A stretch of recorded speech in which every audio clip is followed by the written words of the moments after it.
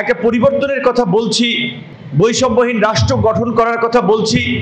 শুরু থেকে আপনাদের এই যৌক্তিক দাবির সাথে ছিলাম, এখনো আছি এবং দাবি আদায় না হওয়া পর্যন্ত আছি। কিছুক্ষণ আগে যে ভাই বক্তব্য রাখছিলেন উনি বলছিলেন এটা ঠিক যে এই অন্তর্বর্তীকালীন সরকার দায়িত্ব নেয়ার পর থেকেই বিভিন্ন বঞ্চিত মানুষ, বিভিন্ন সংগঠন, বিভিন্ন কমিউনিটি তাদের দাবি দেওয়া নিয়ে রাস্তায় এসেছিল এবং এটা একেবারে অযৌক্তিক না। কারণ এখন অনেকে যদি বলে যে সরকার উপদেষ্টারও অনেকে বলার চেষ্টা করে যে ভাই এখন আমাদের কাছে এত দাবি দেওয়া নিয়ে আসছে, 16 বছর কি করছে তারা, 16 বছর কেন রাস্তায় নামে নাই?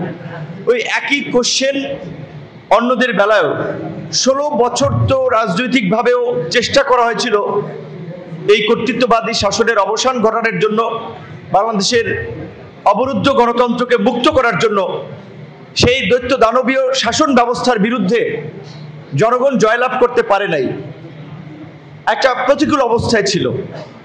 সেখানে সবাই, সরকারি কর্মকর্তা কর্মচারী থেকে শুরু করে রাজনৈতিক নেতৃবৃন্দ, সবার জন্যই সেই প্রতিকূল পরিস্থিতিটা ছিল।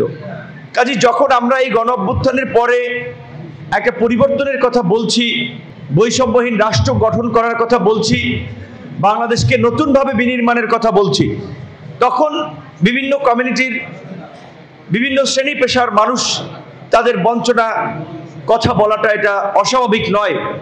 কিন্তু সেই সময়ে সরকারকে স্থিতিশীল করার জন্য, সরকার যেন একটু স্থির হয়ে বসতে পারে, তার কাজকর্মে মনোনিবেশ করতে পারে, যার যে সমস্যা আলাপ আলোচনা করে সেটা একটা সমাধান করবে, সেই জন্য আমরা বলেছিলাম যে অন্তত 2-4 মাস তাদেরকে স্টেবল হতে সময় দেন।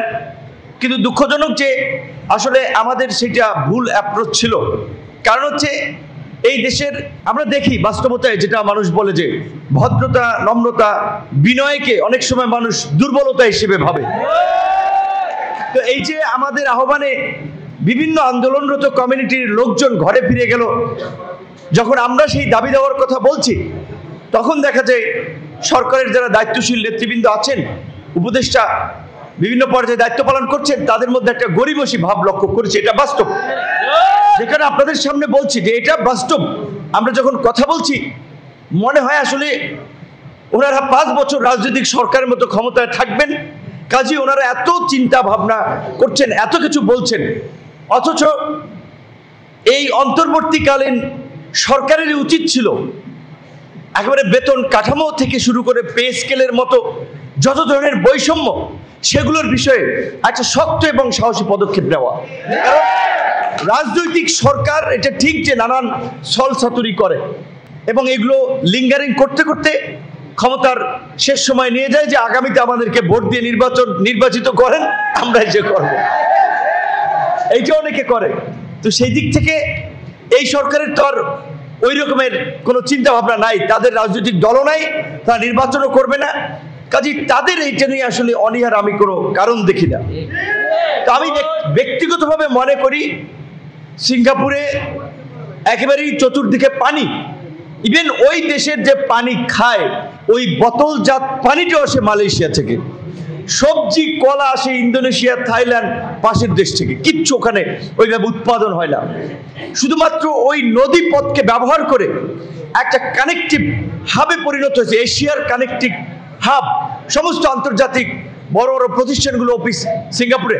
সেখানে দুর্নীতি নির্মূল করার জন্য, দেশকে গড়ে তোলার জন্য সেখানকার রাষ্ট্রপ্রধান লি কুয়ান ইউ যে ফর্মুলাটি অ্যাপ্লাই করেছিলেন, প্রথমে এসে দায়িত্ব নিয়ে তিনি সরকারি কর্মকর্তা কর্মচারীদের বেতন বাড়িয়ে দিয়েছিলেন, রাজনীতিবিদদেরকেও বেতনভুক্ত করেছিলেন যেন রাজনীতিবিদ এবং সরকারি কর্মকর্তা কর্মচারীরা কোনোভাবে দুর্নীতির সাথে জড়িত না হয়।